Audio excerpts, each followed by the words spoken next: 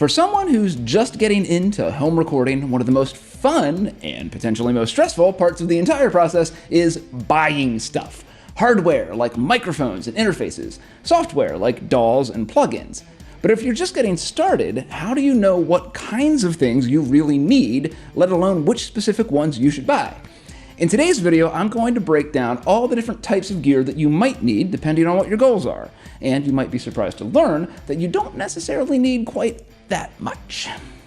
Hi, my name's Brian from Unmute Your Muse TV, where we teach 5-minute masterclasses for songwriters. We use the Gold Song solution to help you write the kinds of songs that people will love, buy, and tell their friends about.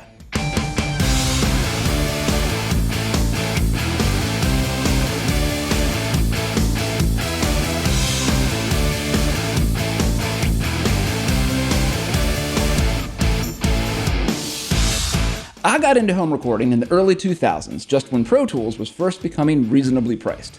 As a songwriter, I've been able to use it in all sorts of ways. I often record ideas as I have them so that I still remember them the next day. It's also been a great way to send demos to my bandmates and collaborators who can literally be anywhere in the world.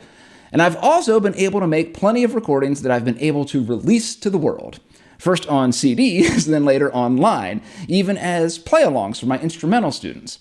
And I had the privilege of getting to work with a number of great sound engineers along the way, and I've picked up quite a few tips and some really good advice on gear and software, some of which I'm going to pass along to you today.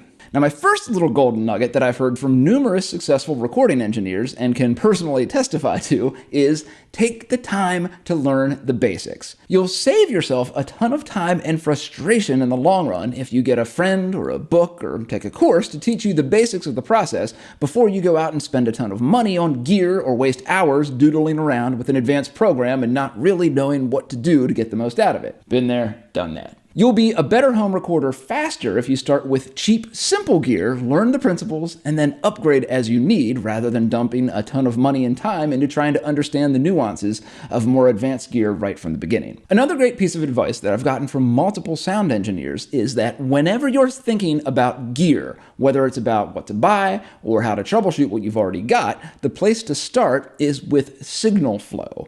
And that's how we're going to think about things for the rest of this video.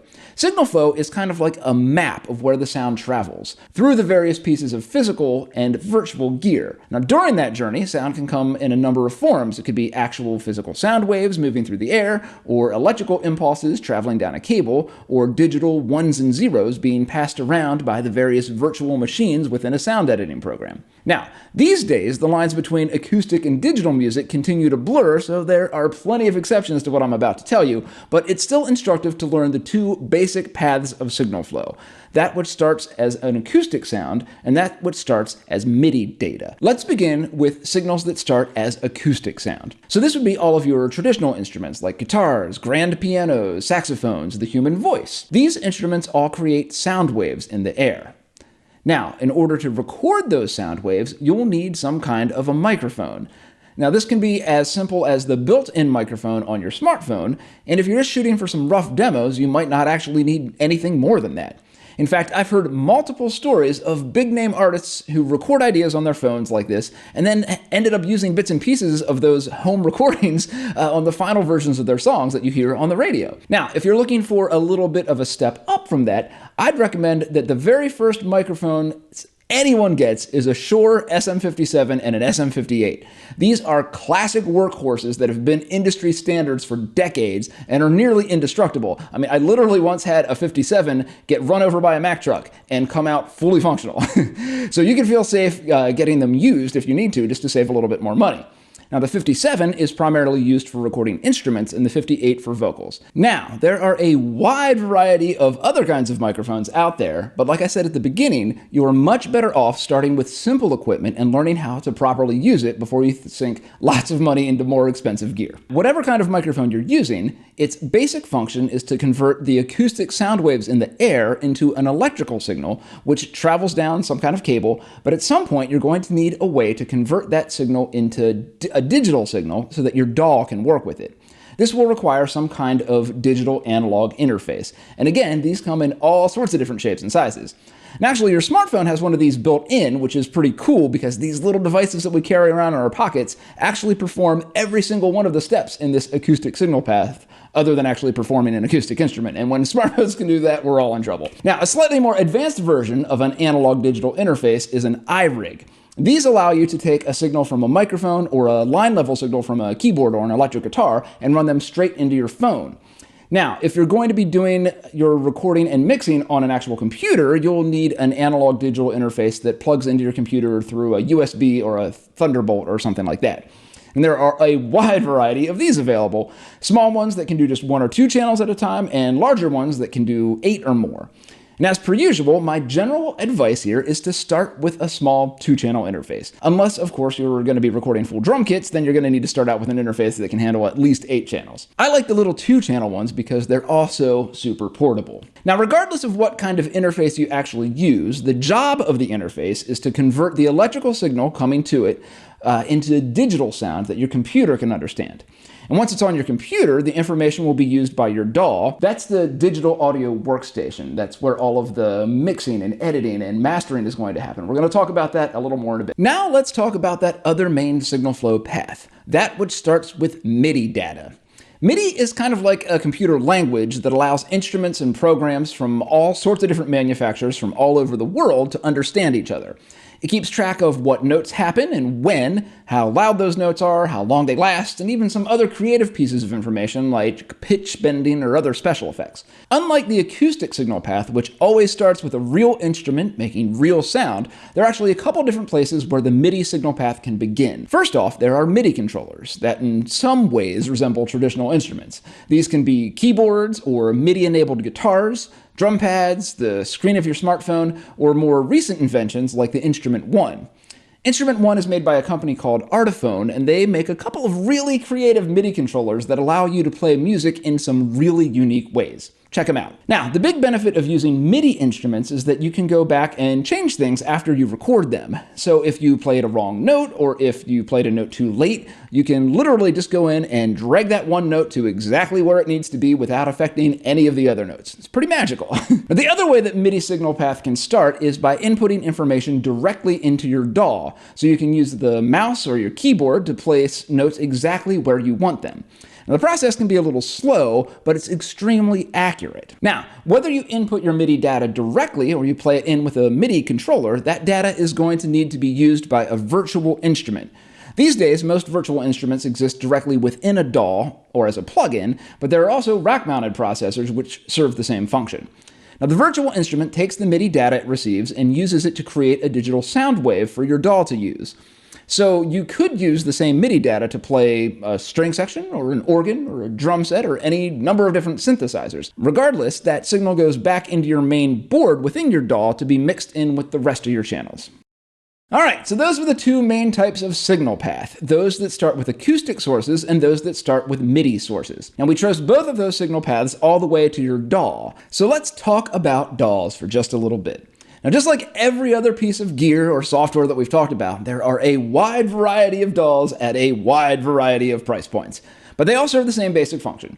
DAWs organize your audio data, whether that be recorded sound waves or MIDI, and they allow you to splice, move, and edit that data in a wide variety of ways, so that you can get all of your parts lined up just the way you want them. You can add effects and then mix all of your tracks together using the virtual soundboard within the DAW. Alright, let's take a look at some of your options when it comes to DAWs. Now, if you're just starting out and you're only shooting to make some demos, at least in the near future, you may want to think of starting on a smartphone or a tablet-based DAW.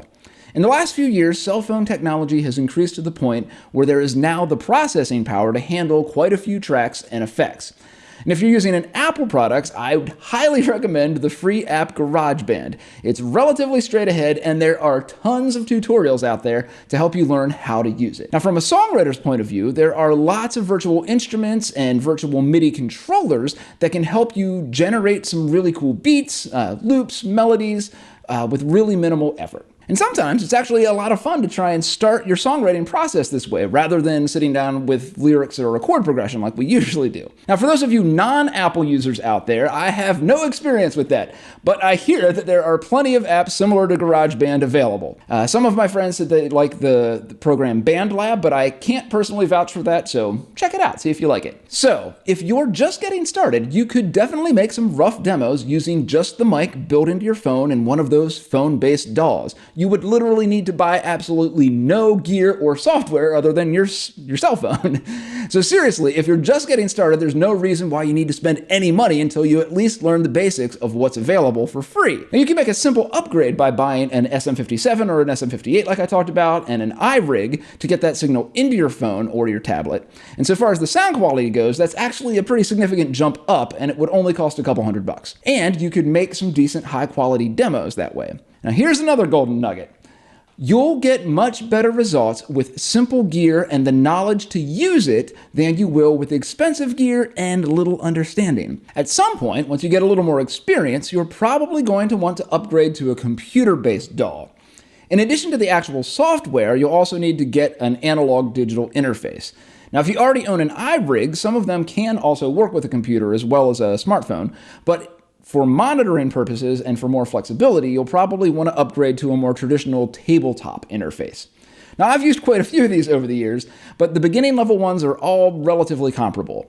Right now, I've got a Scarlett 2i2 by Focusrite, and that handles everything that I need pretty well. If I need to go record drums, I just go to one of my friends' houses who has a much bigger setup. So far as choosing an actual DAW goes, here's my general advice.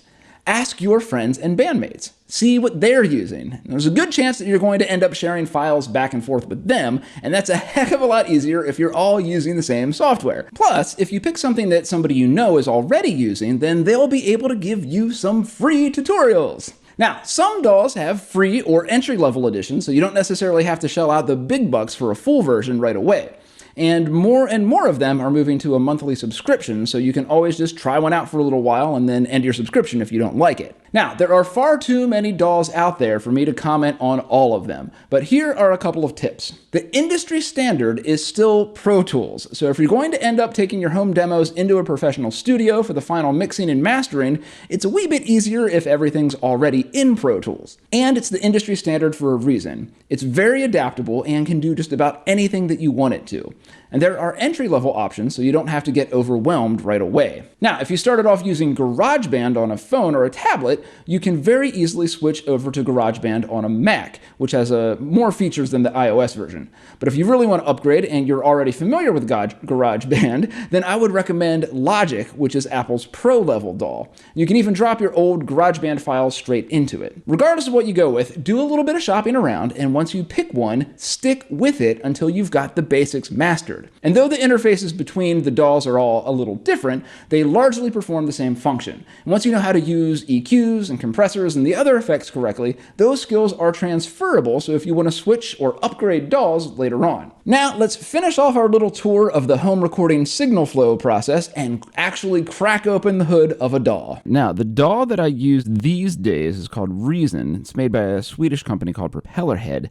I started using it in the early 2000s before it was even a full DAW, because it started off just as a bunch of virtual instruments and effects that you could use as a plugin on some of the bigger DAWs, but now it's its own standalone program. It's incredibly popular among EDM producers due to the wide variety of virtual instruments that you can use with it.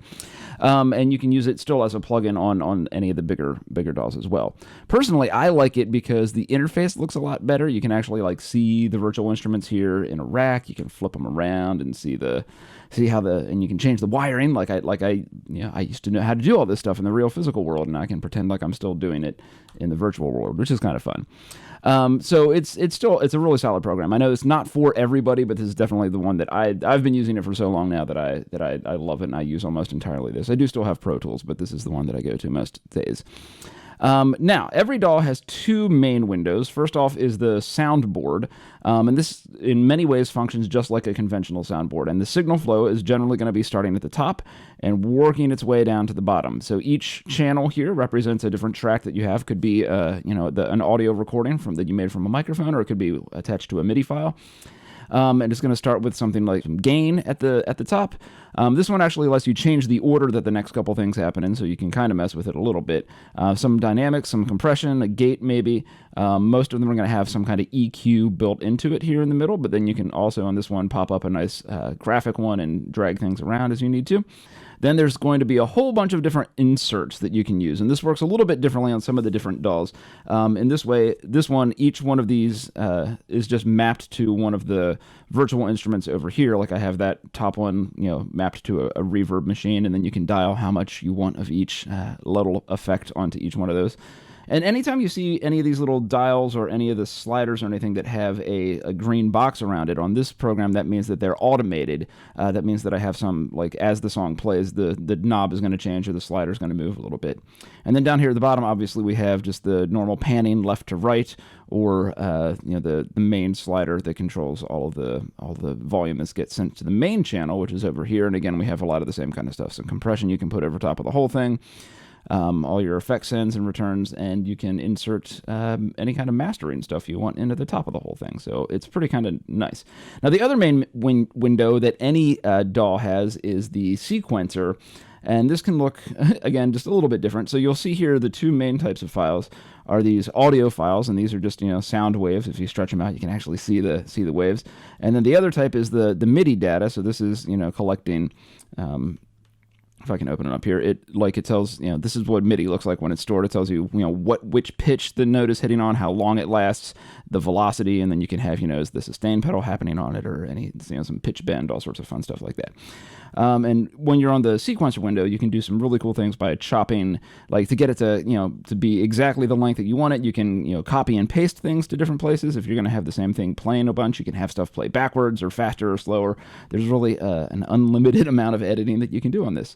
So that just gives you at least a little bit of an idea of what it looks like under the hood of a DAW. It's a lot of fun. All right, I know that was a lot of information, but we're really just scratching the surface on all of this, so if you still have questions or want some more specific advice, feel free to hop into our Facebook group, the Unstuck Songwriter Society, and ask. If this is all still kind of a little bit confusing for you, you're definitely not alone. Now, I hope that these last couple of videos on home recording for songwriters have given you some things to think about, especially if you're just getting started or haven't even jumped in yet. We're going to take a little break now from this little mini-series, but later on down the road, we may do some more episodes with a more specific how-to nature, but then again, specifically for how you as a songwriter can actually use some of this technology to write songs rather than just record them. It's a lot of fun. But up next, we've got a little analysis of one of the great American songwriters. In next week's episode, I'm going to be talking about John Prine, who very sadly died just this last April from complications related to the coronavirus. We've got a lot to learn from him, so make sure that you come back and check that out. And don't forget to hit that little subscribe button under this video if you haven't done so already. All right, everybody, stay safe, be joyful, and keep writing.